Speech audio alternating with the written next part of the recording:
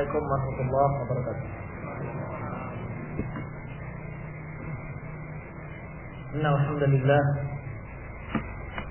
nahmaduhu wa nasta'inuhu wa nastaghfiruh wa na'udzu billahi min shururi anfusina wa sayyiati a'malina.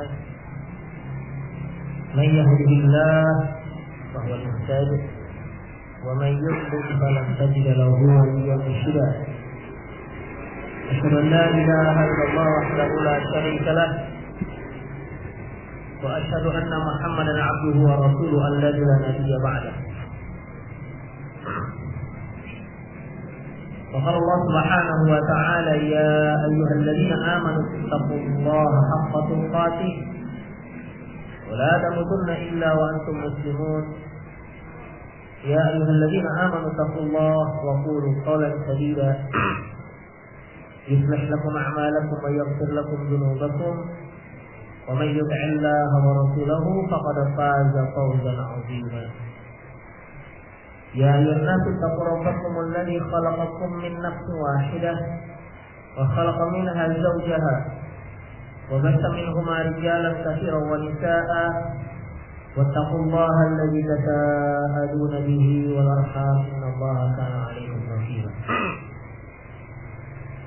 أما بعد فقد الحديث كتاب الله وخير الهدي هدي محمد صلى الله عليه وسلم وشر الأمور محدثاتها وكل محدثة بدعة وكل بدعة ضلالة وكل ضلالة في النار. إخوة وأخوات أعزني الله وإياكم. باب تغيير الجذر عن إسعاد المرأة النساء على البكاء. Bab celaan keras seorang wanita terhadap seorang wanita yang membantu wanita lain untuk melakukan ratapan, tangisan ratapan. An Ummi Salamah lamma mata Abu Salamah, dari Ummi Salamah tatkala Abu Salamah wafat, qalat, dia berkata, gharibun wa fi ardi gharibah la abtiyannahu bukaan yutahaddatsu anhu. Kata Ummu Salamah, sungguh dia adalah orang asing dan berada di negeri yang asing. Sungguh aku akan menangisinya dengan tangisan yang akan menjadi buah bibir. Fakuntu qad tahayyatu libukai alaih. Dan waktu itu aku hendak memulai menangisinya. Id aqbalat imra'atun min as-sa'iri turidu antus'idani. Tatkala aku ingin memulai tangisan ratapan tersebut, tiba-tiba datang seorang wanita dari pinggiran kota Madinah yang ingin ikut andil dalam membantuku untuk menangisi mayatnya Abu Salamah. Fastaqbalaha Rasulullah sallallahu alaihi wasallam. Maka Rasulullah sallallahu alaihi wasallam menemuinya wa qala, dan bersabda, "Aturidina an tudkhili asy-syaitana baitan akhrajahu Allah minhu?" Rasulullah berkata kepada wanita yang ingin membantu Ummu Salamah untuk meratapi Abu Salamah tadi, "Wahai wanita, apakah engkau ingin memasukkan kembali syaitan di sebuah rumah yang telah Allah keluarkan darinya?" Artinya, apakah engkau akan mengembalikan syaitan di mana Allah telah mengeluarkan syaitan dari rumah tersebut? Rasulullah menyebutkan 2 kali, marratain. Fakafaftu al-bukai falam abki, maka aku pun tidak jadi menangisi mayat Abu Salamah. Di sini para hadirin azallahu iyyakum, hadis diriwayatkan oleh Imam Muslim dari Ummu Salamah. Ummu Salamah suaminya Abu Salamah, di mana kisah wafatnya Abu Salamah ini sangat dikenal dengan ucapan daripada Ummu Salamah, di mana Ummu Salamah itu sangat mencintai Abu Salamah, sehingga ketika wafat Abu Salamah, Ummu Salamah diajarkan sebuah doa, yaitu Allahumma ajurni fi musibati wa akhlif fi khairan minhu. Ya Allah, berilah aku pahala atas musibah yang menimpaku, dan tukarkan untukku dengan yang lebih baik dari dirinya. Namun Ummu Salamah waktu itu berpikir, apa ada orang yang lebih baik ketimbang Abu Salamah? Lantas tak berapa lama kemudian datanglah seorang utusan dari Rasulullah yang membawa berita bahwasanya Rasulullah melamar Ummu Salamah. Dan ternyata memang orang yang sebagai pengganti Abu Salamah jauh lebih baik dibandingkan Ummu Salamah. Jadi kisah doa tersebut sangat masyhur ya. Allahumma ajurni fi musibati wa akhlif li khairan minhu. Ya Allah, berilah aku pahala atas musibah yang menimpa diriku, dan tukarkan untukku sesuatu yang lebih baik daripadanya. Maksudnya daripada yang telah hilang dariku. Kalau dia berupa harta, ya lebih baik daripada harta yang hilang. Apabila dia berupa suami, lebih baik daripada suami yang hilang. Apabila dia berupa istri, semoga Allah menggantikan dengan istri yang lebih baik dibandingkan istri yang telah wafat, dan seterusnya para ikhwan. Oleh karena itu, yang menunjukkan bagaimana sedihnya Ummu Salamah, dia akan menangisi mayatnya Abu Salamah dengan tangisan yang akan menjadi buah bibir masyarakat kota Madinah. Menunjukkan bagaimana sedihnya Ummu Salamah menangisi jenazahnya Abu Salamah. Dan tidak hanya itu, ketika Ummu Salamah hendak memulai ratapan tersebut, tiba-tiba datang seorang wanita yang ingin membantu Ummu Salamah untuk meratap. Nah, jadi meratapnya tidak satu orang, tapi rame-rame. Dan ini suatu perkara yang kita tidak asing bagi kita. Di Indonesia ini banyak seperti itu. Yang meratapi seorang mayat tidak hanya istrinya saja, tapi ada satu grup kelompok yang memang dijadikan ditetapkan untuk meratapi mayat. Demikian. Dan wanita ini ingin membantu Ummu Salamah ingin meratapi jenazahnya Abu Salamah. Dan Rasulullah berkata kepada wanita tersebut, apakah kamu ingin memasukkan syaitan yang telah diusir Allah dari rumah ini? Allah telah mengusir syaitan dari rumah ini. Lantas kamu datang ingin membawanya kembali ke dalam rumah ini? Mendengar ucapan Rasulullah tersebut kepada si wanita yang datang tadi, Ummu Salamah tidak jadi meratapi jenazahnya Abu Salamah. Demikian para ikhwan. Jadi di sini yang berkaitan dengan bab, toleransi dengan bab, yaitu wanita tadi ingin membantu Ummu Salamah dalam meratap. Wa Ummi Atiyah qalat lamma nazalat hadhil ayah, dari Ummu Atiyah dia berkata ketika ayat ini turun, yaitu yubayyi'naka 'ala an la yusyrikna billahi syai'a, agar wanita-wanita membaiat kamu agar tidak menserikatkan Allah dengan satu apapun, hingga akhir ayat wala ya'tinaka fi ma'ruf, dan janganlah dia mendurhakaimu dalam perkara-perkara yang ma'ruf, yang baik. Al-Mumtahinah ayat 12. Qalat, berkata Ummu Atiyah ini dikenal sebagai sahabiah yang tugasnya memandikan jenazah. Ummu Atiyah, dan jenazahnya putri Rasulullah SAW dimandikan oleh Ummu Atiyah, Zainab. Jenazah Zainab dimandikan oleh Ummu Atiyah juga. Dikenal sebagai, kalau ini saya bilang Bilal wanitanya. Qalat kana minhu niyahah. Dia berkata, di situ ada ratapan. Qalat qultu ya Rasulullah. Jadi di sini para ikhwatiddin, di antara baiat yang diambil Rasulullah SAW dari para wanita, yaitu tidak boleh meratap. tidak boleh meratap. Kemarin apa kita definisikan meratap?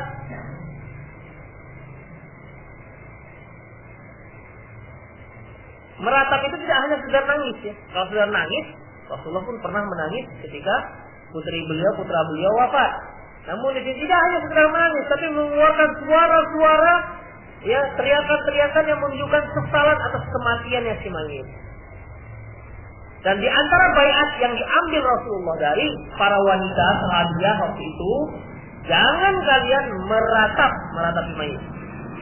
Qalat, berkata Ummu Salamah, qultu, aku katakan, aku kata ya Rasulullah, illa ala fulan fa innahum kanu as'aduni fil jahiliyah fala budda li an as'adahum.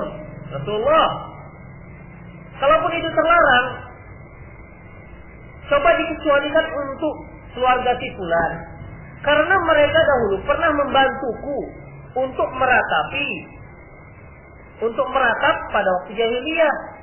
Dan tentunya ketika mereka ada tertimpa musibah sekarang ini, ya aku juga ingin harus membantu mereka juga dalam meratap. Nah, jadi Ummu Atiyah ketika ditimpa musibah, si keluarga fulan ini pernah membantunya untuk meratapi mayatnya, jenazah musibah yang menimpa Ummu Atiyah. Keluarga si fulan inilah membantunya untuk meratap. Jadi kata Rasulullah, kata Ummu Atiyah, Rasulullah, kalaupun itu terlarang, kecuali untuk si keluarga fulan, karena mereka dulu pernah membantu kami. Jadi kalau mereka tertimpa musibah, ya kami juga harus bantu mereka. Faqala Rasulullah, lantas Rasulullah bersabda, illa ala fulan, ya kecuali ali fulan. Kalau untuk fulan kamu boleh meratapinya, membantu mereka untuk meratapi si mayit. Demikian hadis yang diriwayatkan oleh Muslim. Jadi hadis bukan sampai di sini. Ini hadis nanti akan dimansuhkan oleh hadis selanjutnya. Hadis yang diriwayatkan oleh Imam Nasa'i dari Anas bin Malik, kalau dia berkata, apa dan Nabi sallallahu alaihi wasallam haitsu bayahunna Allah yanuhna. Nabi SAW mengambil janji baiat pada wanita agar mereka tidak meratap. Faqulna, kami pun berkata, maksudnya para wanita berkata, ya Rasulullah, inna nisa'an as'adana fil jahiliyah. Ya Rasulullah, sesungguhnya kaum wanita pernah membantu kami waktu jahiliyah. Pernah membantu kami untuk meratapi mayit pada waktu jahiliyah, pada masa jahiliyah. Fanusiduhunna fil Islam. Apakah dalam ketika waktu Islam sekarang kami boleh membantu mereka juga? Kalau yang disebutkan dalam hadis sebelumnya, di mana Ummu Atiyah meminta dispensasi kepada Rasulullah SAW agar mereka dibolehkan untuk ikut meratapi keluarga fulan, karena keluarga fulan itu dulu pada masa jahiliyah telah ikut meratapi keluarganya. Nah, pada hadis yang berikutnya, sahabiah bertanya, Rasulullah, bolehkah kami ikut meratapi wanita-wanita yang dulu pernah ikut meratapi jenazah kami? Dan sekarang ini dulu kami lakukan, mereka lakukan pada waktu jahiliyah, dan sekarang apakah pada waktu Islam boleh mereka juga membantu seperti itu? Faqala Nabi sallallahu alaihi wasallam la i'ada fil Islam. Lantas Nabi sallallahu alaihi wasallam bersabda, tidak ada membantu untuk meratapi dalam Islam. Jadi hadis sebelumnya dimansuhkan. Jadi tidak ada pengecualian. Tidak ada lagi pengecualian. Wala syi'ar fil Islam. Tidak ada nikah syi'ar dalam Islam. Nikah syi'ar ini para ikhwatiddin, seorang ayah misalnya dengan seorang laki-laki dengan laki-laki yang lain. Misalnya laki-laki ini si A punya adik perempuan, si B punya adik perempuan. Lantas mereka berdua menikah. Aku nikahkan adikku kepadamu dengan syarat engkau nikahkan aku dengan adikmu tanpa mahar. Ya, tanpa mahar. Jadi aku nikahkan engkau dengan adikku dengan engkau nikahkan aku dengan adikmu. Seharusnya kan ada pakai mahar. Tapi maharnya sebagai pengganti maharnya adalah dengan menikahkan dia dengan adiknya. Itu dikatakan nikah syiar. Ya, seperti barter lah gitu. Ya, seperti barter. Namun kalau pernikahan tersebut dengan mahar boleh. Misalnya, ya, aku nikahkan adikku kepadamu dengan mahar sekian, dan nikahkan aku dengan adikmu dengan mahar sekian, itu boleh. Itu dibolehkan karena masing-masing punya mahar. Jadi sekalian, pestanya sekaligus nikah massal. Ada yang dalam buku-buku fikih yang lain menikahkan dengan anaknya. Aku nikahkan engkau dengan anakku dengan syarat engkau nikahkan aku dengan anakmu. Ini salah satu contoh-contoh nikah syighar, ya. Nikah syighar yang diharamkan dalam Islam. Dengan catatan tanpa mahar. Wala aqar fil Islam. Tidak ada akar dalam Islam. Akar ini menyembelih di kuburan. Tidak dibolehkan menyembelih di kuburan. Baik menyembelih, ya sekedar menyembelih saja, apalagi menyembelih untuk si mayit. Wala jalaba wala janaba wala tahaba wa man tahaba falaysa minna. Tidak juga ada dalam Islam jalab juga jalab dan janab nanti akan diterangkan pada bab berikutnya. Ya, pada bab selanjutnya nanti akan disebutkan mengenai jalab dan janab.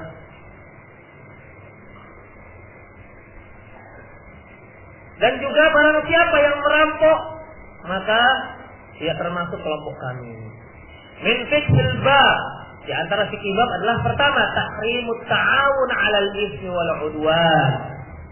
Diharamkannya bekerja sama untuk melakukan perbuatan dosa dan permusuhan. Hal ini berdasarkan firman Allah Subhanahu wa taala. Apa ayatnya? Wa ta'awanu 'alal birri wat taqwa wa la ta'awanu 'alal itsmi wal 'udwan. Ayat ini para ikhwatiddin memberikan kaidah yang sangat besar sekali bagi kaum muslimin. Di mana para ikhwatiddin sesuatu yang sifatnya dosa, barang siapa yang membantu perbuatan dosa seperti itu juga, maka si pembantunya juga berdosa. Makanya muncul kaidah yaitu dalla 'ala syarr kafa'ilihi. Orang yang menunjukkan perbuatan buruk sama dengan dosa pelakunya. Misalnya seorang maling, dia mau maling, dia tanya, bang, kira-kira rumah siapa yang cocok untuk dicuri? Oh, rumah itu, baru gajian misalnya. Ya. Kemudian dicurilah oleh si A, si maling ini beraksi. Maka si A yang mencuri dan si B yang menunjukkan itu sama dosanya. Ya, adalah ala syarr yang menunjukkan perbuatan buruk, ini sama dengan dosa si pelakunya. Demikian juga sebaliknya. Adalah al-khair kafa'ili, orang yang menunjukkan perbuatan baik sama dengan seperti pahala pelakunya. Demikian para ikhwatiddin azallahu iyyakum. Makanya sering ya kita jumpai dalam hadis seperti masalah khamar. La'ana Rasulullah al-khamar, Rasulullah melaknat khamar. Yang dilaknat itu apa aja? Pertama, hamiluha, yang mengangkatnya. Wa mahmulu ilaihi, dan orang yang membantu untuk mengangkatkannya. Ini khamar ini tua, yang dibawa pakai jerigen. Mobilnya dicatat untuk apa Pak? Untuk mengangkat tua misalnya. Kemudian ada yang bantu kurir, cari uang, tapi yang diangkat tua. Dosa. Ba'i'uha, yang menjualnya. Wa mubta'uha, dan yang membelinya, walaupun dia nggak minum, dia agennya saja. Agen tunggal misalnya, agen tunggal tua di negeri tunggal, maka dapat dosa sama. Kemudian apa lagi? Syaribuha, peminumnya. Kemudian wasafiha, orang yang menuangkan. Dia nggak minum, cuma nuang-nuangkan saja. Semua kena. Semuanya itu kena. Demikian juga misalnya, kalau seandainya antum sebagai tukang tempel misalnya, ya, tukang tempel ban. Kemudian tiba-tiba datang order yang antum tahu ini mobil mobil ini tugasnya khusus pengedar tua, kira-kira gimana? Hukum nempel ban itu.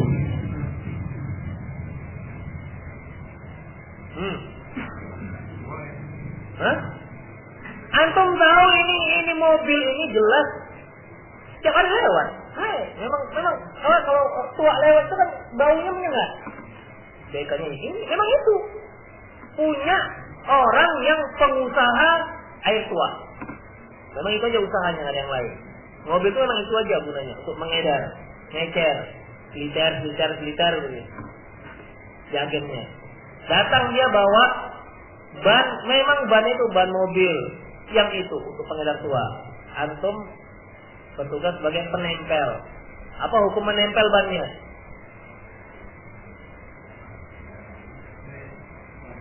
Hah? Tetap tidak dibolehkan para ikhwatiddin, karena jelas itu adalah mobil pengedar tua. Beda dengan kalau mobilnya itu mobil charteran misalnya, sebenarnya dia bukan untuk itu aja, lain. Tapi kalau memang itu memang tugasnya, mobil itu dibelinya memang untuk mengedarkan tua di seluruh kota Medan, maka tidak dibolehkan. Aduh bang, maaf, kita tidak menerima mobil ban yang untuk tua. Gak bisa para ikhwatiddin Allah ijazakum.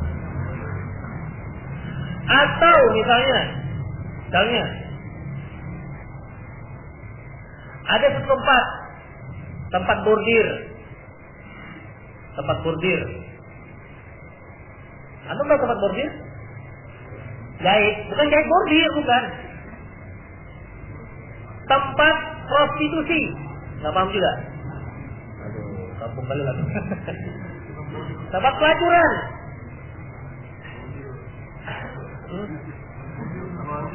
Bordil, ya beda-beda dikit aja nggak apa-apa. Tempat pelacuran itu memang lokasi tempat pelacuran, nggak ada di tempat yang lain. Datang, antum tukang beca. Bang, boleh ke mana bang? Sana, mana? Itu tempat itu. Berapa bang? Murah-murah aja. Terimanya, diantarkan, termasuk. Karena jelas orang ke sana itu tidak ada yang untuk bisnis jual ngedar belangkon, kopi, peci, ya nggak mungkin ke sana. Ya,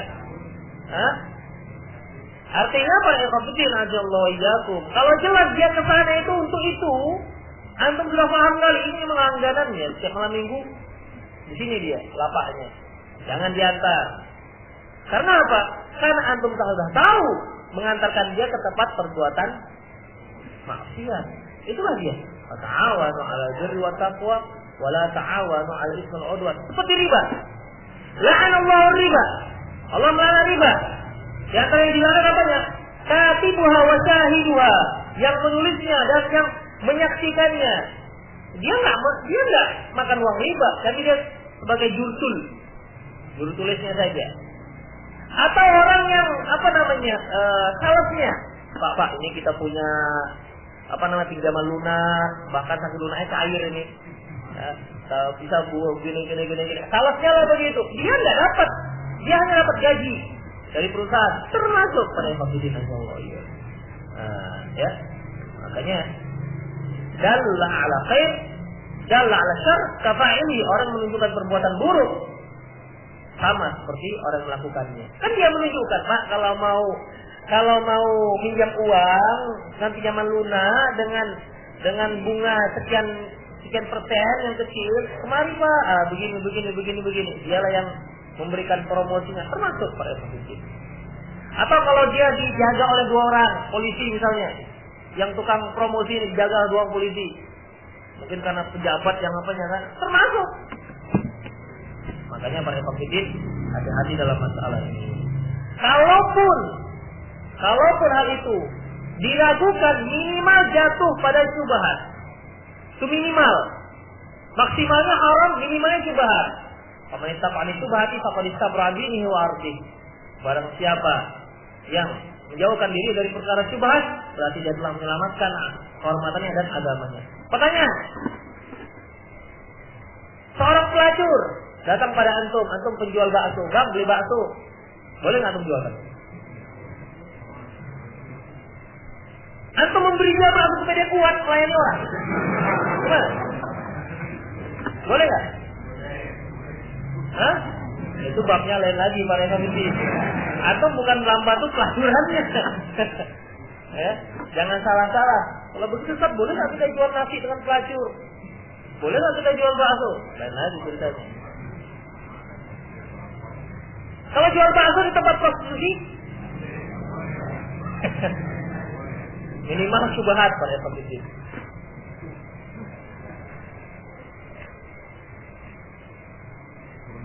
Yang kedua, tahrimul is'adu fil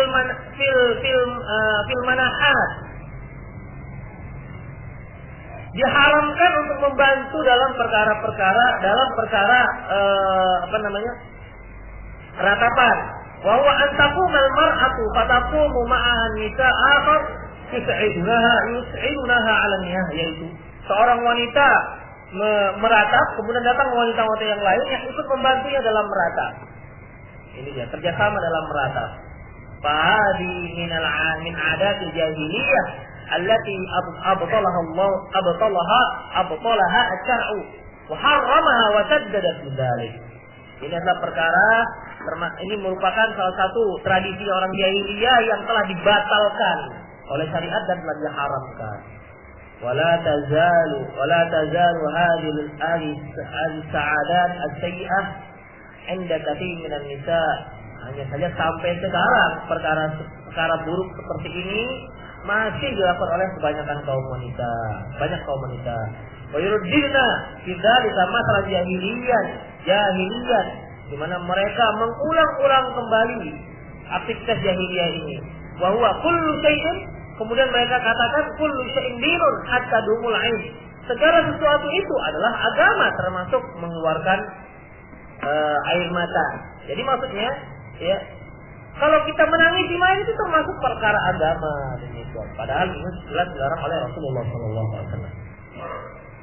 Bab selanjutnya, bab 198. Bab tahrim dzabh 'inda al-qubur, bab diharamkannya menyembelih di kuburan.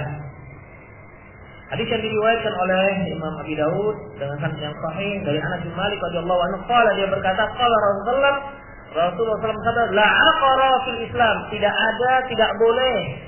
ada sembelihan di dalam Islam, sembelihan di kuburan dalam Islam. Artinya aqar ini menyembelih hewan di kuburan, baik menyembelih hanya dikarenakan sembelihan saja, maupun menyembelih untuk si mayat. Sekarang mengapa orang yang menyembelih di kuburan itu tidak dibolehkan, padahal niatnya bukan untuk si mayat? Mengapa tidak dibolehkan? Coba kira-kira apa alasannya? Mengapa tidak boleh menyembelih di kuburan padahal bukan untuk si mayit? Misalnya saya punya kambing, saya ingin menyembelih kambing saya di kuburan fulan aja lah. Bukan untuk di kuburan fulan, bukan untuk si fulan ya, tapi ya memang di situ saja kepinginnya menyembelihnya. Di mana tidak bolehnya? Di mana letak tidak bolehnya? Apa alasannya?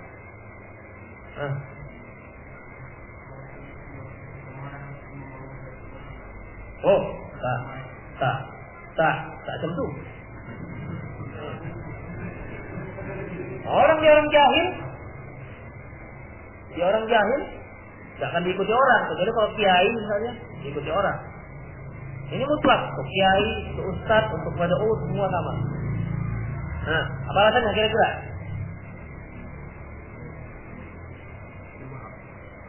Subhan. Udah jelas katanya nggak boleh kok subhan lagi. Ayo apa kira-kira? Ngomong aja, nggak denda kok masalah.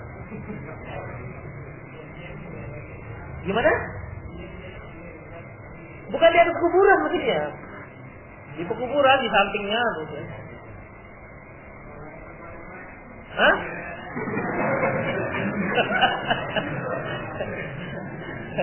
Saya bertanya kok antum malah nanya lagi.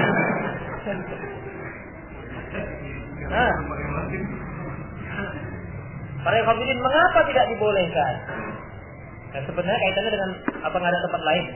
Ketika seorang menyembelih kambing, sebenarnya kan bisa saja dia menyembelih di rumahnya, di halamannya. Tapi ketika dia ingin menyembelih di samping kuburan fulan, itu menunjukkan dia meyakini adanya keistimewaan menyembelih sembelihan ini di samping kuburan fulan. Kalau nggak ada apa-apa, ngapain dia jauh-jauh ke sana? Hah? Itu dia. Ya, itu menunjukkan adanya keyakinan bahwasanya ada istimewa, ada fadilah menyembelih kambing atau hewan di kuburan fulan. Kalau enggak, untuk apa menyembelih di sana? Kan capek-capek. Misalnya dia tahu sama saja menyembelih di rumahnya dengan di kuburan fulan, sama saja dia menyembelih di sana, sama saja. Ngapain dia capek-capek ke sana kalau dia masih punya akal yang waras? Itulah makanya Rasulullah SAW melarang. Dan juga yang kedua, saddu dzara'i, untuk menutup pintu kesyirikan. Pertama sih nyembelih di situ, lama-lama orang akan memiliki keyakinan yang berbeda, sebagaimana yang terjadi pada zaman Nabi Nuh, di mana ketika orang-orang menjadikan 5 berhala, orang soleh itu mereka jadikan berhala untuk mengingat bagaimana kegiatan mereka, bagaimana antusias mereka, semangat mereka dalam beribadah, tidak untuk disembah. Namun falamma qala alaihimul amad, ketika zaman berganti zaman, ternyata iktikad itu berubah. Setan menghembus-hembuskan, membisikkan, sungguhnya nenek kalian, kakek kalian melakukan hal itu untuk menyembah mereka. Padahal bukan itu niat daripada nenek dan kakek mereka. Nah, demikian. Jadi di samping satu dzara'i juga para kafirin adanya keyakinan tertentu dalam masalah penyembelihan di kuburan pula. Ini kan makanya dilarang. Qala Abdul Razzaq, berkata Abdul Razzaq, kanu yu'akhiruna 'inal qabri baqaratan aw syai'an. Dahulu, ya orang-orang dahulu sengaja menyembelih sapi di dekat kuburan atau hewan yang lainnya. Min fiqhil bab, termasuk fikih bab pertama, tahrimuz dzabih 'inal kubur mutlaqan, diharamkannya menyembelih hewan di kuburan mutlak. Nah, tidak dibolehkan mutlak. Karena ahli jahiliyah kanu idza mata lahum maitan. Idza mata lahum maitu naharu jazur 'inda qabri. Karena orang jahiliyah dahulu apabila mati seseorang mereka menyembelih unta di kuburannya. Wada baina dzalika Imam Ahmad wa Ibnu Taimiyah wa Nawawi wa ghairihim min ahli ilmi. Itulah yang pendapat yang mengatakan haram mutlak adalah pendapat Imam Ahmad, Ibnu Taimiyah, Imam Nawawi dan ulama-ulama lainnya. Asal yang kedua, ja'ala ba'd ulama tawji'ul khubzi wal halwa indal qabri indal quburi fi mana dzalik. Para ulama mengkiaskan keharaman menyembelih di kuburan dengan hukum membagi-bagikan roti dan manisan di kuburan. Kenapa kok bagi-bagikan roti harus di kuburan? Mengapa bagi-bagikan manisan atau bonbon di kuburan? Tentunya ada keyakinan tersendiri. Makanya Pak Khafidin, kalau kita lihat rekaman-rekaman kuburan-kuburan yang dianggap kuburan Nabi, yang dibangun, yang dikelambui dengan kelambu warna hijau, itu ada tempat-tempat manisan, bonbon, sebangsa bonbon. Nah, dibagi-bagikan ke anak-anak, ke orang-orang yang ada di sekitar situ. Jadi sebagian ulama mengkiaskan keharaman menyembelih di kuburan dengan membagi-bagikan roti dan bonbon di kuburan. Sama haramnya. Al-thalith, yang ketiga, karya ba'du ahli al-'ilm al-aklu min lahmihi walau kana dzubiha lillah. Sebagian para ulama menyatakan makruh makan daging tersebut, daging hewan sembelihan yang disembelih di kuburan, walaupun dia disembelih karena Allah. Bagaimana yang kita katakan tadi, dia kepingin nyembelih kambing di kuburan, sudah itu aja, bukan untuk si mayit, bukan untuk penghuni kuburan, enggak. kepingin saja. Dia menyembelih dengan bismillah, Allahu Akbar. Sebagian ulama menyatakan makruh makan dagingnya. Lianna fihi syabihun bima tubiha inda nusubi. Karena hal ini mirip dengan menyembelih untuk berhala. Kalau seandainya menyembelih hewan di kuburan tanpa ada niat apa-apa, hanya sekedar menyembelih kuburan saja, itu diharamkan. Apalagi seorang menyembelih dengan niat untuk, kalau dia menyembelih dengan niat untuk si penghuni kubur, walaupun dia baca bismillah Allahu Akbar, maka hukum memakan dagingnya haram, sudah ijma' para ulama. Bagaimana firman Allah Subhanahu wa taala, "Wala ta'kulu mimma lam yuzkar ismullah alaihi." Janganlah kamu menyembelih au uhilla li ghairillah, ataupun janganlah haram hukum memakan hewan yang disembelih tidak dikarenakan Allah. Yang keempat, jika kana dhabu li sahibil qabr, apabila sembelihan tersebut untuk si penghuni kubur, kama yaf'alu katsirun minal juhal zamanina, sebagaimana yang banyak dilakukan oleh orang-orang jahil pada zaman sekarang. Itu banyak ya para hafidin. Di kuburan Husain, di kuburan Khomeini, di kuburan Ali bin Abi Thalib, di kuburan dianggap kuburan Nabi dan seterusnya. Bahkan kalau di Indonesia kuburan raja seperti kuburan Raja Malikus Saleh, atau kuburan Sunan Bontang, Sunan Bonang, Sunan Kalijaga dan seterusnya. Ya, banyak yang melakukan hal ini. Apabila sembelihan itu ditujukan untuk si penghuni kuburan, bahwa syirkun, maka itu syirik. Wa aklu haram wa fiskun, makannya hukumnya haram dan perbuatan fasik. Jadi kambingnya itu sama status haramnya dengan minum khamar, jadinya sama-sama haram. Di qauli ta'ala, berdasarkan firman Allah Subhanahu wa ta'ala ayat 121, wala ta'kulu mimma lam yuzkar ismullah alaihi wa innahu fiskun, janganlah kamu memakan sembelihan yang tidak disebutkan nama Allah atasnya, karena itu adalah perbuatan fasik. Ya, satu bab lagi.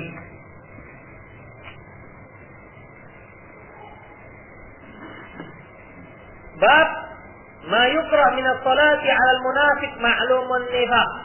Bab dibencinya salat terhadap orang munafik yang sudah dikenal dengan kemunafikannya. Allah Subhanahu wa ta'ala firman dalam surah Taubah ayat 84. Wala tusalli 'ala ahadin minhum mata abada wala taqum 'ala qabri innahum kafaru billahi wa rasulihi wa matu wa hum fasiqun. Janganlah kamu menyolati salah seorang mereka, sungguhnya janganlah kamu mensolati salah seorang mereka selamanya, dan janganlah kamu berdiri di kuburannya. Sungguhnya mereka telah kafir kepada Allah Rasulnya dan mereka mati dalam keadaan fasik. An Umar radhiyallahu anhu, dari Umar radhiyallahu anhu qala, dia berkata, lama mata Abdullah bin Ubay bin Salul du'iya lahu Rasulullah yusalli alaihi. Ketika Abdullah bin Ubay bin Salul, ini dikenal dengan gembongnya orang munafik, Rasulullah dipanggil, diminta untuk menyolatinya. Falamma qama Rasulullah wa sabata ilaihi qultu. Ketika Rasulullah sudah mulai mau menyolatinya, beliau berdiri, ya, sudah mau takbir, qultu, aku katakan, yaitu Umar bin Khattab berkata kepada Rasulullah, ya Rasulullah, atusalli ala ibni Ubay. Ya Rasulullah, apakah Anda menyolati salat untuk Abdullah bin Ubay? Karena Umar bin Khattab tidak tahu dia adalah orang munafik. Orang munafik, orang kafir yang pura-pura masuk Islam, pura-pura beriman. Makanya ketika Rasulullah mau menyolati, karena salat Rasulullah itu terhadap mayit itu beda dengan salatnya orang lain terhadap si mayit. Salatnya Rasulullah pada si mayit itu berpengaruh terhadap si mayit. Pengaruhnya sangat besar, meringankan azabnya si mayit, sebagai rahmat pada si mayit. Makanya Umar bin Khattab mengatakan, loh, Anda salat terhadap Ubay bin Salul, Abdullah bin Ubay bin Salul, dia kan orang munafik, Anda juga tahu dia itu munafik. Apa maksudnya? Wa qad qala yawmun kada wa kada wa kada wa kada. Bukankah Anda telah tahu bahwa dia pernah mengatakan begini dan begitu dulu? Artinya menjelek-jelekkan Rasulullah, menjelek-jelekkan Islam. Ada alai qaulau. Kemudian Umar bin Khattab menyebutkan beberapa ucapan Abdullah bin Ubay bin Salul. Ucapan kafir maksudnya. Walaupun dia secara pengakuannya dia Islam. Katakan sama Rasulullah sallallahu alaihi wasallam. Lantas Rasulullah ketika mendengar ucapan Umar bin Khattab seperti itu, beliau pun tersenyum. Faqala, dan beliau bersabda, "Akhir anni ya Umar." Ya Umar, mundur. Ya. Namanya juga orang mau sholat, Umar bin Khattab datang ke samping beliau. Umar, mundur. Begitu. Falamma kasurat alaika, falamma kasartu alaika, ketika aku mendesak beliau, kenapa ya Rasulullah? Qala, apa kata Rasulullah? Menjawab pernyataan Umar bin Khattab, inni khujirtu fakhtartu. Ya Umar, aku sudah diberi pilihan. Maksudnya diberi pilihan oleh Allah untuk menyolatkannya atau tidak. Fakhtartu, dan aku sudah memilih untuk mensolatinya. Lau a'lamu anni zidtu ala sab'ina yughfar lahu la zidtu alaihi. Seandainya aku tahu bahwasanya dengan meminta ampun padanya lebih daripada 70 kali itu bisa mengampuninya, maka akan aku lakukan hal itu. Karena dalam Al-Quran dikatakan istaghfir lahu aw lam tastaghfir lahu in tastaghfir lahu 70 marrah lam tuqbal, dan seterusnya. Lam la yughfar lahu, atau gimana? Firman Allah tersebut yang artinya adalah kamu meminta ampun untuk mereka ataupun kamu tidak meminta ampun pada mereka. Bahkan walaupun kamu minta ampun untuk mereka sebanyak 70 kali, maka tidak akan diampuni. Sebanyak 70 kali. Makanya Rasulullah mengatakan, seandainya aku tahu meminta ampun pada Allah untuk dosanya Abdullah bin Ubay bin Salul lebih daripada 70 kali itu bisa mengampuni dosanya, saya akan aku lakukan. Itulah tekadnya Rasulullah sallallahu alaihi wasallam. Kemudian kata Umar, "Shalla alaihi Rasulullah." Maka Rasulullah pun salat. Tsumma sarafa, dan beliau pun pergi. Falam yamkus illa yasiran hatta nazalat ayatani minal bara'ah. Tak berapa lama kemudian turunlah ayat soal Baqarah, 2 ayat. Wala tusalli ala ahadin minhum mata abada. Jangan kamu salat terhadap mereka yang sudah mati selamanya. Berarti Al-Quran, pernyataan Al-Quran sesuai dengan apa yang dinyatakan oleh Umar bin Khattab radhiyallahu anhu. Makanya kata Rasulullah, seandainya di setiap umat itu ada mereka yang mendapatkan wahyu, maka orang yang mendapatkan wahyu dari umatku adalah Umar bin Khattab. Artinya selain beliau, yang mendapatkan ilham dari Allah dengan ilham yang tepat setelah Umar bin Khattab. Karena kritik Umar bin Khattab pada Rasulullah itu dibenarkan dengan Al-Quran. Bagaimana masalah hijab? Salah seorang istri Rasulullah SAW keluar rumah tak berhijab waktu itu, diprotes oleh Umar bin Khattab. Lantas Rasulullah diam saja. Rasulullah tidak mengomentari. Tak berapa lama kemudian turunlah ayat hijab. Ya Nabi fil azwajika wa banatika wa nisa'il mu'minin yudnina min jalabibihinna. Ya Nabi, katakan kepada wanita-wanita kamu, putri-putri kamu, dan kaum wanita supaya merendahkan jilbab mereka. Turun ayat setelah pernyataan Umar bin Khattab. Demikian. Ini yang kedua. Ini masalah yang lain. Kemudian berkata Umar, fa'ajitu ba'du min jur'ati al-sallam yauma idzin. Kemudian aku merasa aneh, merasa gimana ya? Satu hal yang aku merasa bukan aneh sih. Ajib itu artinya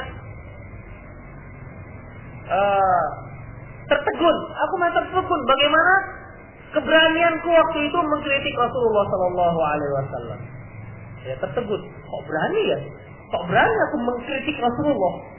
Nah, demikian. Ternyata kritikan Umar bin Khattab dibenarkan dengan Al-Quran. Wallahu wa rasuluhu a'lam. Hadis diriwayatkan oleh Imam Bukhari. Min fiqhil bab, termasuk fikih bab, tahrimus shalah 'ala kuffar wal munafiqin alladzi ulima nifaquhum bimujaharati wa ada'i sahil dinillah tabaraka ta'ala wa muharabati awliyaihi. Intinya insyaallah kajian akan datang karena panjang. Aku qouli hadza wa astaghfirullah wa lakum wa lil muslimin innahu wal ghafur. Silakan, ada pertanyaan?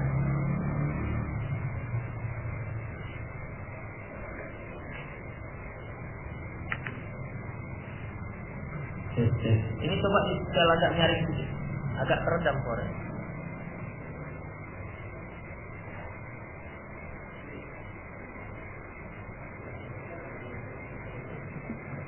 Ada pertanyaan silakan.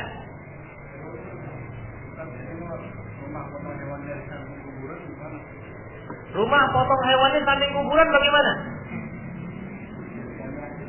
Nah, rumah potong hewannya samping kuburan. Kalau rumah potong hewannya di dalam kuburan, tak boleh.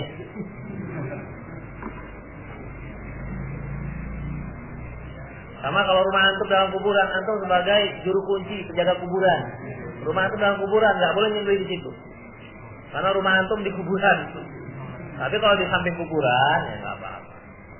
Bolehkah menikahi wanita yang telah berzina, yang telah tobat nasuha dan dia ingin mendapatkan bimbingan Islam? Boleh pada posisi, ya, boleh.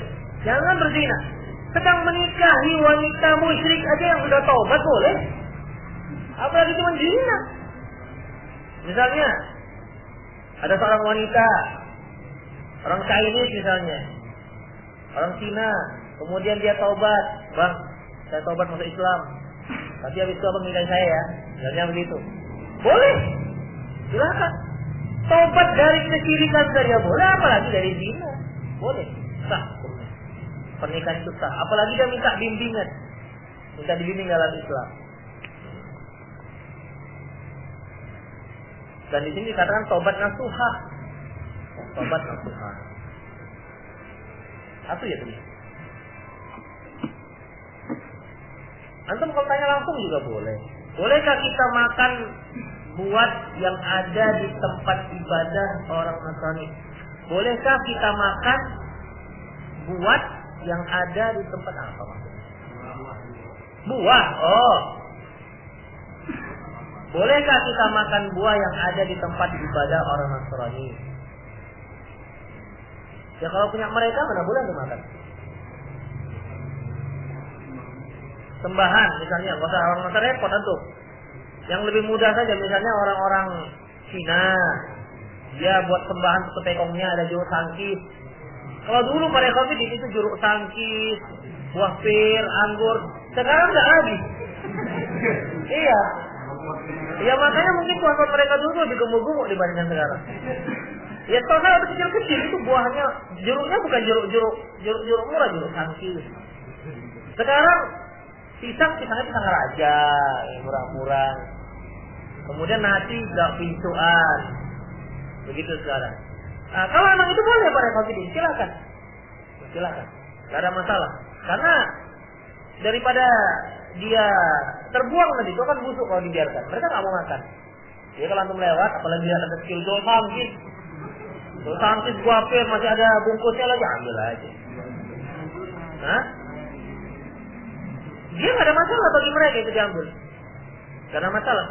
Diambil busuk di situ. Jadi kalaupun diambil, mungkin saja bersyukur dia. Oh, tadi makan Tuhanku melalui orang ini.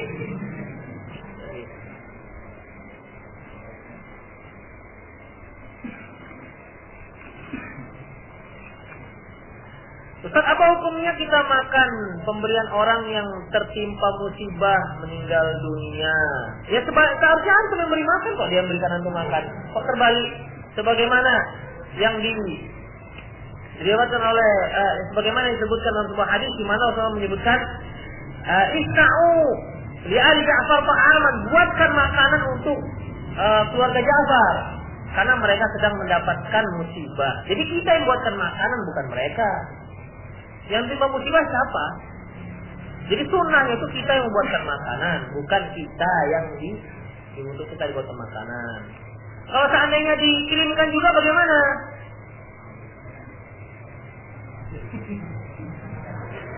Kalau antum datang hari ketiga sengaja untuk dapat ngasih berkahnya itu, bete, itu nggak boleh. Kalau datang sendiri ya, tengok-tengok kalau lagi kenyang. Ya, kalau seandainya datang sendiri ya gimana lagi? Masa mau dibuang tuh ayam? Nggak apa-apa, insya Allah. Bismillah. Kalau tuh nggak mau kirim saja ke rumah. Beseknya itu guna juga itu besek. Untuk nyaring-nyaring kotor-kotoran untuk cuci piring. Antum sekarang kenapa pakai tulisan? Bisa langsung nanya.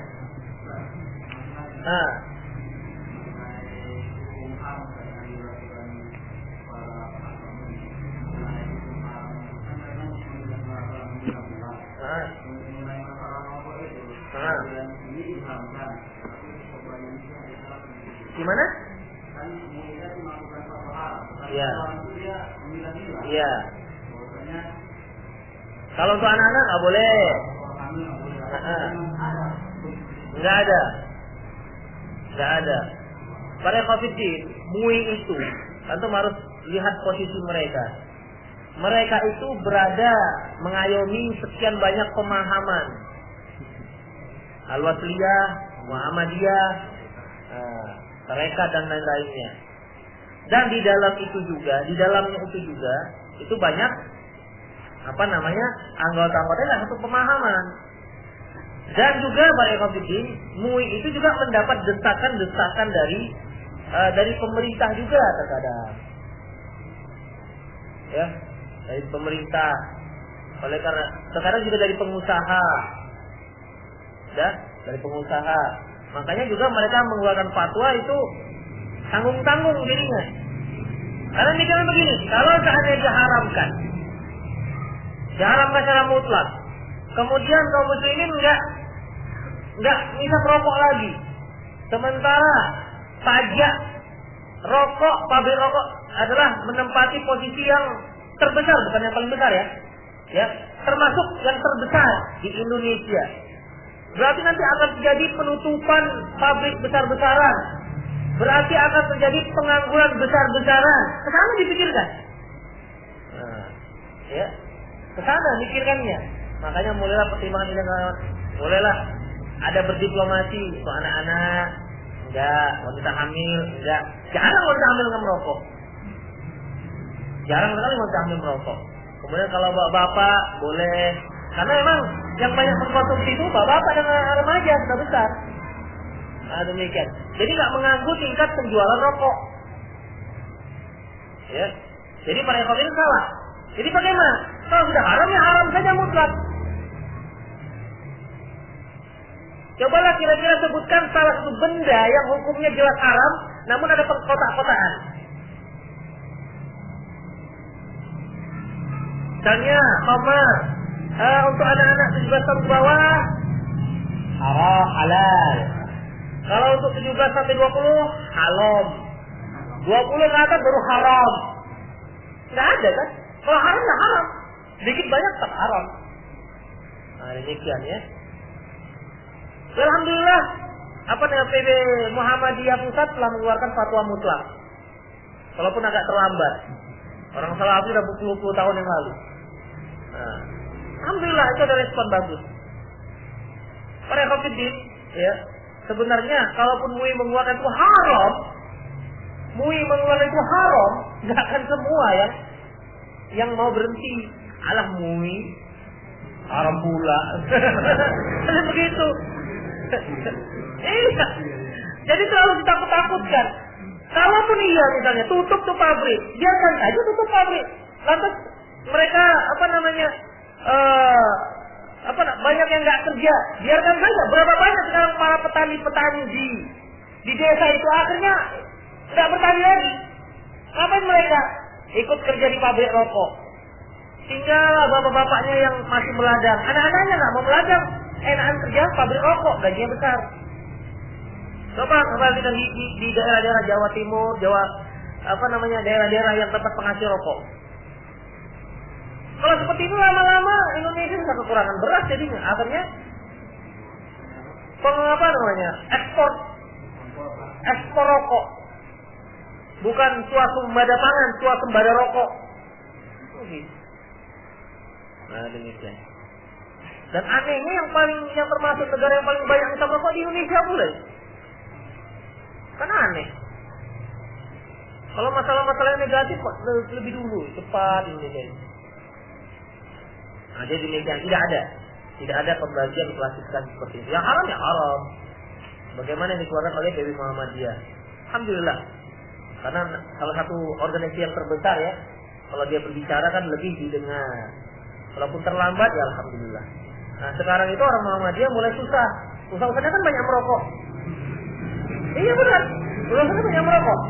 Hampir rata merokok saya katakan. Nah itu pasal merokok di rumah lah sekarang. Kalau majelis enggak.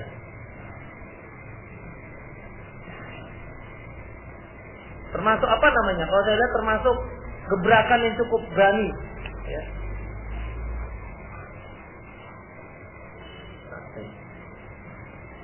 Mana yang ditanya ini? Apakah kita boleh ikut menyolati orang yang mati gantung diri? Para ikhwatirin ajallahu iyyakum. Untuk dosa-dosa besar seperti ini, ya, yang tidak menyolati adalah orang-orang yang dianggap alim, orang-orang pemuka-pemuka masyarakat. Yang dianggap orang yang soleh di masyarakat, maka dia tidak menyolati. Tapi yang lain menyolati. Sebagai tahzir terhadap masyarakat, jangan kalian seperti ini. Termasuk juga orang yang ketika meninggal masih banyak utangnya. Demikian. Ya, karena Rasulullah SAW pernah ya mau menyolati salah seorang sahabat. Beliau tanya, ada nggak utangnya? Kata sahabatnya, ada ya Rasulullah. Kalau gitu kalian saja menyolatkan. Bukan nggak disolatkan ya. Kalau begitu kalian saja menyolatkan. Salah seorang sahabat berkata, ya Rasulullah, saya yang menanggung utangnya. Benar? Ya udah, saya solatkan. Jadi bukan nggak disolatkan sama sekali, tapi para pemuka-pemuka masyarakat itu tidak menyolatkan sebagai takdir. Orang kan melihat tuh, kenapa Ustaz Fulan nggak mau menyolatkan? Ya, kenapa Ustaz Fulan nggak menyolatkan? Biasanya dia menyolatkan. Oh, berarti ada apa-apanya ini sebagai takdir. Tapi Ustaz jadi pandang. Antum perasaan Ustaz. Ustaz itu nggak nyolatkan, biarkan saja, emang kuat diri kan. Maksudnya Ustaz memang berpengaruh ya di masyarakat tersebut. Ustaz, apa hukumnya kredit rumah KPR atau beli kontan aja? Beli tanah buat gubuk-gubuk yang harga 100 juta cukup. Harga 100 juta 10 juta. Daripada KPR masalahnya sulit. Minimal para ekofidin banyak hal-hal yang terlarang karena kaitan dengan bank. Bagaimana hukumnya menaburkan bunga saat ingin menguburkan ziarah serta memberikan tanda bendera kertas berwarna merah di depan orang gabungan? Para ekofidin mengenai menaburkan bunga itu dari Hindu nggak ada. Coba antum lihat di negara Timur Tengah dari mana tuh dapat bunga? Bunga kurma aja nggak ditaruhkan di situ. Bunga kurma, ketika bunga kurma lagi berbunga mau jadi bakal buah, nggak taruhkan di situ. Dan ini adanya orang-orang Hindu, orang-orang Buddha pakai bunga. Nah, demikian, tidak ada. Jadi ini kebiasaan tradisi orang Hindu, tidak boleh kita mengikutinya. Adapun menancapkan pohon di kuburan, itu memang ada dasarnya di mana Rasulullah SAW ketika beliau melintasi dua kuburan, kata beliau sesungguhnya dua penghuni kuburan ini sedang diazab. Mereka yang pertama diazab karena tidak istinja ketika buang air kecil. Yang kedua suka namimah. Namimah itu mengadu domba. Kemudian Rasulullah mengambil pelepah kurma dan menancapkannya dan berkata, semoga sebelum pelepah kurma ini kering, azab orang ini bisa diringankan. Itu saja. Dan tidak bisa kita kiaskan untuk kita. Karena apa? Pertama, tidak bisa kita katakan sunnah menancapkan pohon di kuburan. Karena sekarang kan banyak sekali seperti itu. Kalau dalam kuburan cari-cari pohon, tancapkan. Ya, tancapkan. Ada pohon kelapa, tancapkan pohon kelapa. Ada pohon kemboja, tancapkan pohon kemboja. Ada kalau dulu di Jalan Halas itu ada buah kuburan yang besar-besar itu. buah mojo, tancapkan. Ya jadi besar lah kan begitu. Kapan dia keringnya? Kapan keringnya? Jadi itu khusus Rasulullah. Dengan dalil apa? Pertama, Rasulullah menyatakan orang ini sedang diazab.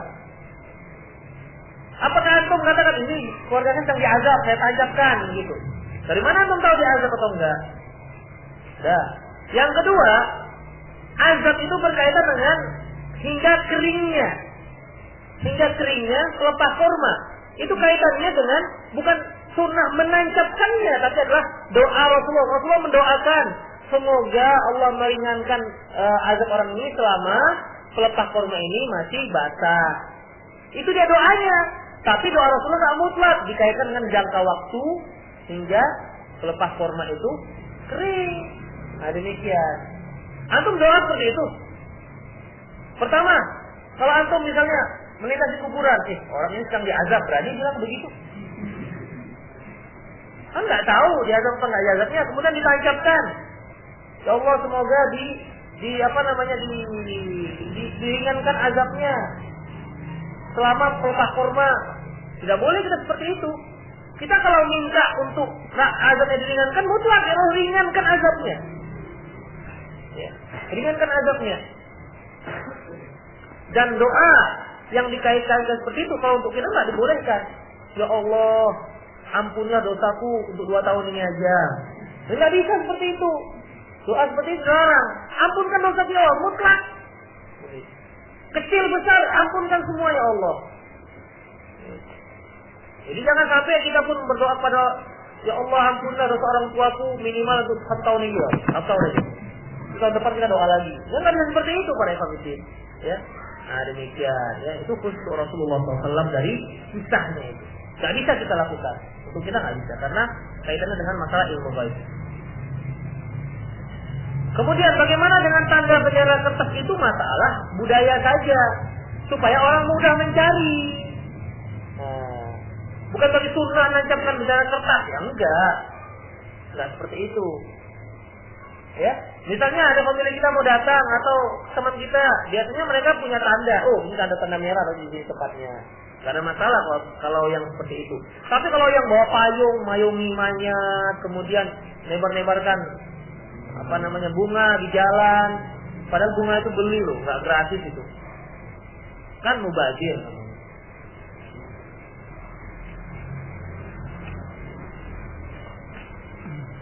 Ustaz selain mengikuti gerakan imam, bolehkah makmum mengikuti ucapan imam seperti mengucapkan Allahu Akbar untuk berpindah dari satu gerakan ke gerakan? Ya harus diucapkan. Kalau masalah itu harus diucapkan. Faidah kabbaru fakabbir kan begitu.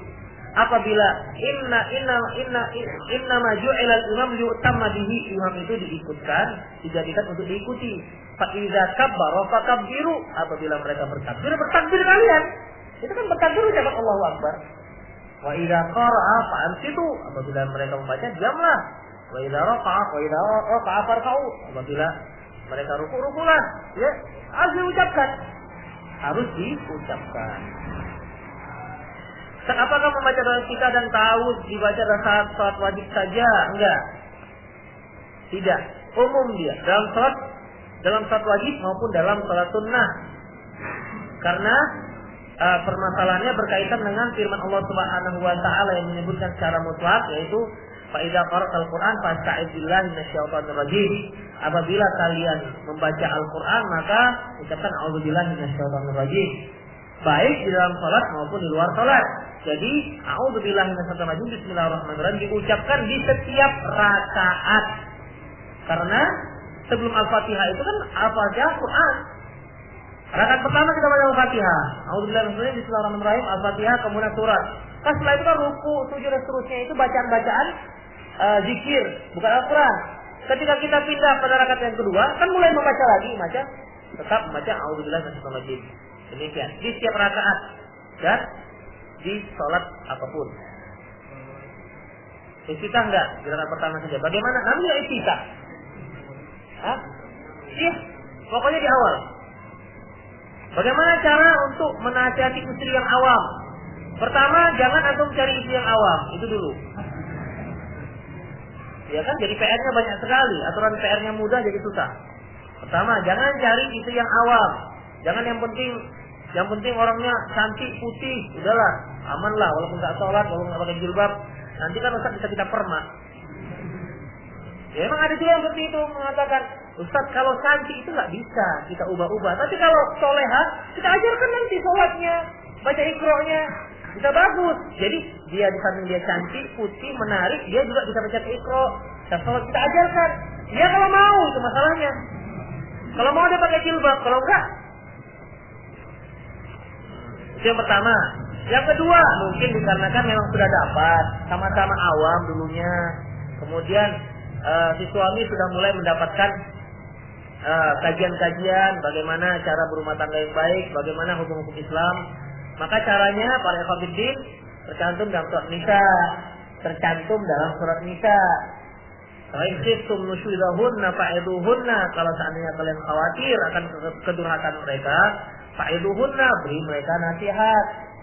Kalau nasihat juga tidak mempan, tetap nasihat para ikhwatiddin, nasihat yang diberikan dalam kaidah memberi nasihat dalam Islam tetap fa in kunta fadlan ghalidha qadilan faddu min hawlik, seandainya kamu keras, ya, tentu orang-orang akan berlarian dari kamu. Jadi nasihat tetap dengan cara lemah lembut, siapapun dia, tidak harus istri. Orang lain juga seperti itu. Tidaklah sesuatu itu dengan cara lemah lembut, illa zana, kecuali kan dihiasi.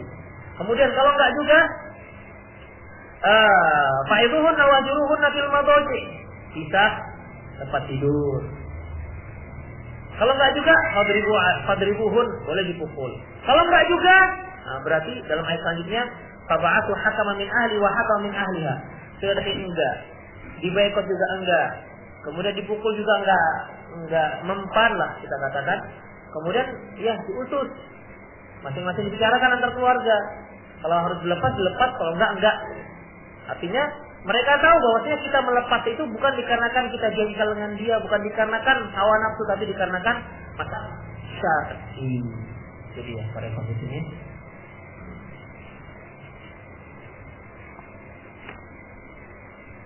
Bagaimana hukumnya menghadiri seminar atau acara-acara mempromosikan perkara-perkara riba? Untuk apa antum hadir? Ngaji aja jarang, ngaji ini. Yang benar-benar rajin.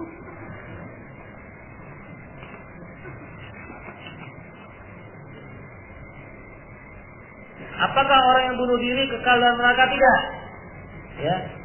Orang yang bunuh diri tidak kekal dalam neraka karena bunuh diri adalah perbuatan dosa, namun tidak membuat si pelakunya menjadi kafir. Ya. Barang siapa yang bunuh diri dengan besi, maka besinya maka di hari kiamat dia akan menusuk-nusukkan besi tersebut dari kiamat kelak, ya, selama-lamanya. Selama-lamanya di sini bukan berarti dia kekal, tapi menunjukkan bagaimana lamanya dia dalam neraka. Tidak kekal, karena dia bukan dikatakan orang kafir. Yang kekal dalam neraka itu adalah orang kafir. Demikian. Sama seperti firman Allah Subhanahu wa taala, "Wa may yaqtul mu'mina muta'ammidan fajazaa'u jahannam khalidan fiha." Barang siapa yang membunuh seorang mukmin dengan sengaja, maka ganjarannya masukkan ke dalam neraka jahanam, kekal selama-lamanya. Kekal selama-lamanya, kata Ibnu Abbas, menunjukkan waktu yang sangat lama, bukan berarti menunjukkan dia kekal sama seperti orang kafir. Enggak. Pada saatnya nanti dia akan juga dimasukkan ke dalam surga. Habis ya? Ini sudah tadi? Iya. Apakah orang udah? Iya. Jadi kan para ikhwatiddin ajallahu iyyakum. Masih ada? Habis? Ya. Pemikiran liberal itu bisa dibilang pemikiran infak kalau dia pada tokohnya bisa dibilang bulan munafik.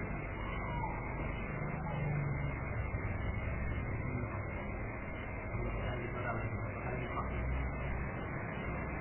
Para ikhwatiddin, kalau munafik yang dimaksud, dia kan mereka yang berpura-pura Islam atau disebut dengan zindik. Nifaq i'tiqadi ini. Ya, nifaq i'tiqadi. Namun liberal ini, mereka itu sudah berpikirnya sudah dikotori oleh orang-orang Amerika dengan dosen-dosen hadis mereka, dosen tafsir yang dari mata Amerika, dikotori cara berpikirnya. Jadi mereka menganggap itu yang benar karena memang cara pengambilan ilmunya salah. Ya, demikian. Merusak, ya jelas merusak. Jadi intinya itu harus di-counter mereka. Namun apakah mereka boleh dikatakan munafik? Ya, Allahu a'lam, karena ini masalah pemfonisan. Sama seperti sabda Rasulullah, ayatul munafik saladah, tanda-tanda orang munafik ada 3. Idza haddatsa kadiba, apabila dia berbicara dia berdusta. Wa idza tumina khana, apabila dia diberi amanat dia berkhianat. Wa idza wa'ada ghadara, apabila dia berjanji dia ingkari. Nah, ini kata Rasulullah ya munafik.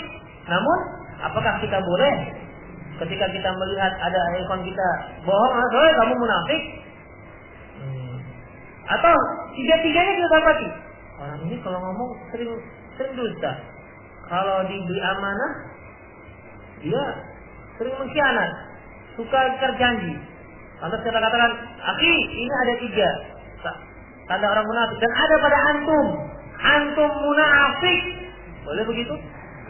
Gak bisa. Ya, gak bisa. Kalau kita katakan akhi, antum baca aja lah itu. Ini hadis. Sepertinya ada lah ini. Sifat-sifat ini ada pada diri antum. Begitu saja. Karena ketika kita berekonomitin, ketika kita melihat ikon kita lihat dia berdusta sepertinya. Pertama kita harus ambil keuzuran dia, uzuran. Mungkin atau kita mungkin salah dengar, ya, mungkin kita salah dengar. Misalnya, antum bertanya berpapasan dengan saya misalnya, mau kemana Ustaz? Mau ke pajak. Kemudian ternyata antum ketemu saya di Baja. Ustaz pembohong. Katanya mau ke pajak, ternyata di Baja. Baja 4 misalnya. Di Marendal. Kita pertama sekali harus menuduh, mungkin saya salah dengar. Ya. Demikian juga ketika dia nggak tepat janjinya, kita harus ambil uzur. Mungkin yang macet lah, yang ini dan itulah dan seterusnya. Supaya kita tuh nggak jengkel. Karena kalau jengkel kita sendiri yang rusak, dia sendiri enggak. Nah, demikian mereka intinya untuk memulai kamu munafik itu agak sulit. Yang lain? Udah lah ya. Tadi ada yang mau menunjuk tadi? Enggak ada. Nah, demikianlah para ikhwan, semoga apa yang kita janjikan pada malam hari ini bermanfaat untuk kita semua. Aku qouli hadza wa astaghfirullah li wa lakum. Wa muslimin innahu wal ghafurur rahim. Subhanakallahumma rabbana wa bihamdika asyhadu an la ilaha illa anta astaghfiruka wa atubu ilaik. Assalamualaikum warahmatullahi wabarakatuh.